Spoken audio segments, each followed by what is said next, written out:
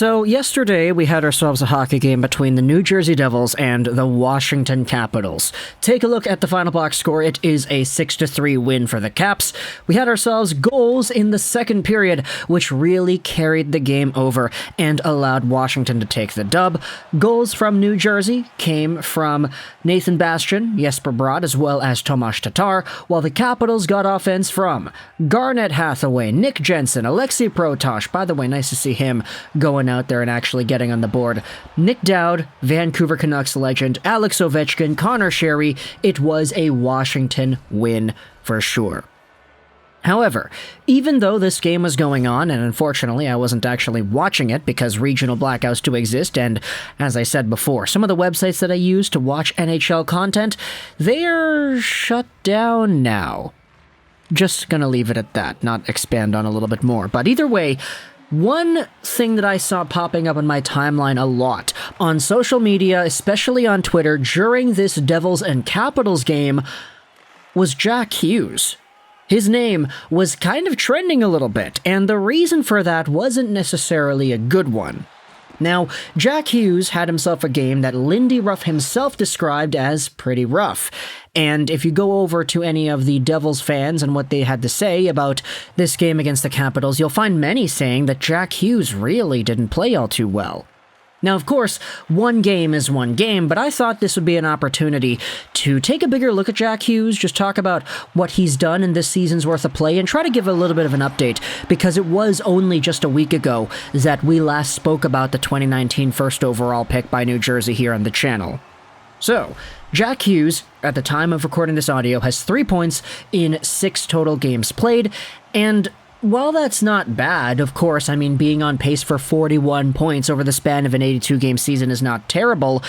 For the expectations that a lot of fans had of Jack Hughes heading into the season, hey, he scored at a 90-plus point pace last season, and he got an 8x8 extension because of it. He is a talented player that is going to get better. He's going to do this, he's going to do that. Let's see how many points he gets next year, because he was already so good last season that the sky really is the limit here. Of course, there's still room for that to happen. There's, 70...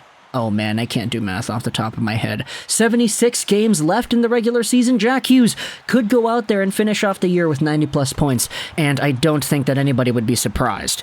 However, the past few games' worth of play for Jack Hughes have been kind of awkward. Last we spoke about Hughes, we made a video comparing him and Kaapo Kakko, because Kaapo Kakko for the Rangers, the second overall pick in 2019, had gotten off to such a great start, and he had scored some highlight reel goals. He was really putting his name on the map, and a lot of Rangers fans are saying, hey, he's had a better start of the season so far than Jack Hughes did, which is a big win for us, right, New York Ranger fans?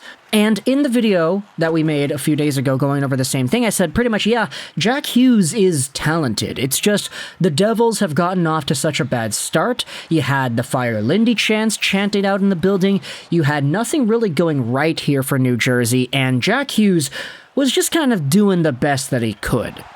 Now, there are other factors that play into that. It's the 11 forwards, 7 defensemen strategy that's been going on in New Jersey. It's the shuffling of lines that don't really give any room for chemistry to be developed there, and guys like Jack Hughes are kind of suffering because of it. You talk about the guys that he's been paired with, it hasn't necessarily been great. He's been double shift here and there alongside of players that aren't really able to match his offensive potential and outlook, but the game yesterday against Washington didn't really have that same kind of conversation going on behind it, where you could chalk it up to Hughes being all right, it's just the team around him being poor.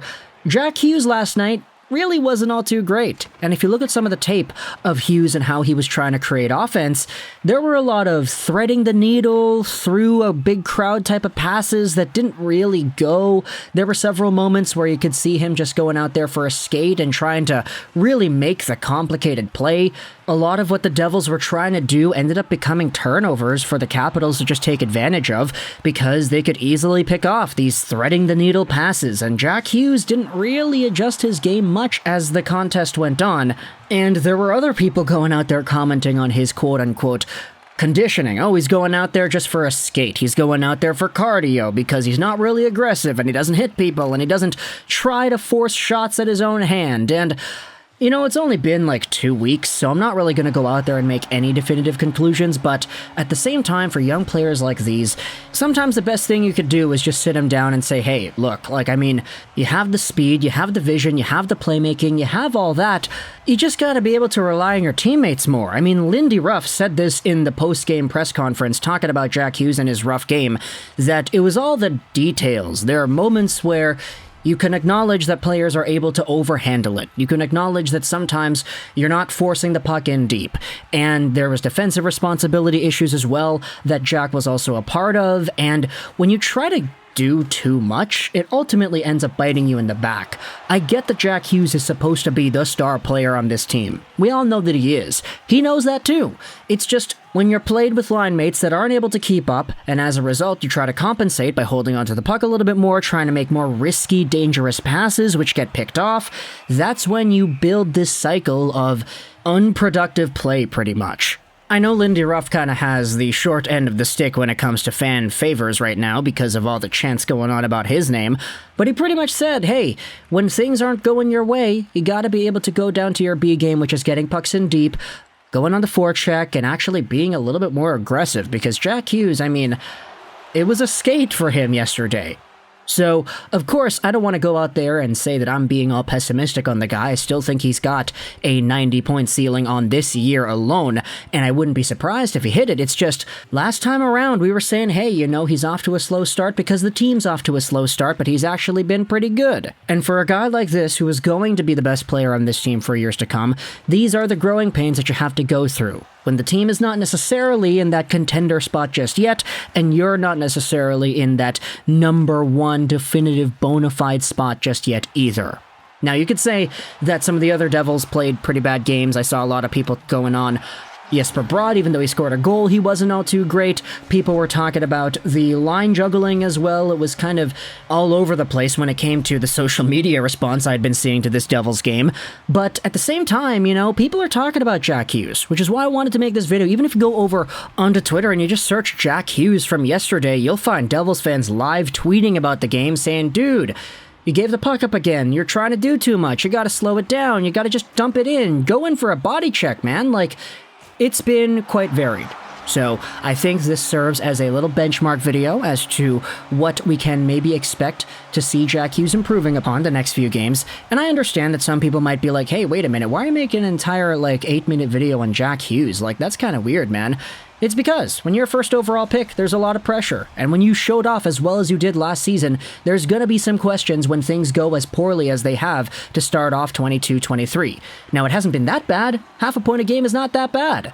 But when it comes to the caliber of play, the offensive driving that was there in the first 5 games, the shutting down of offensive systems and capability and competence pretty much in the 6th game, that's when things get a little bit noteworthy, and that's why I wanted to make this video here today. So talk in the comments your thoughts about the adjustments to Jack Hughes' game, the hot and cold nature of how things have gotten off to so far, and just to make things a little bit fun, how about we predict how many points he gets? Because we did make a video early on before the season began as well saying, hey, he's kind of capable of getting 100 points on the year. I mean, he was signed to that 8x8, and it was seen by many people as a pretty good contract for a reason. So let's see where things are 6 games into the season, and we'll do what every hockey fan does the best, which is coming to conclusions way too soon. So talk in the comments all your thoughts about Jack Hughes, the Devils game, and the Caps and everything from yesterday. Hope you enjoyed this video.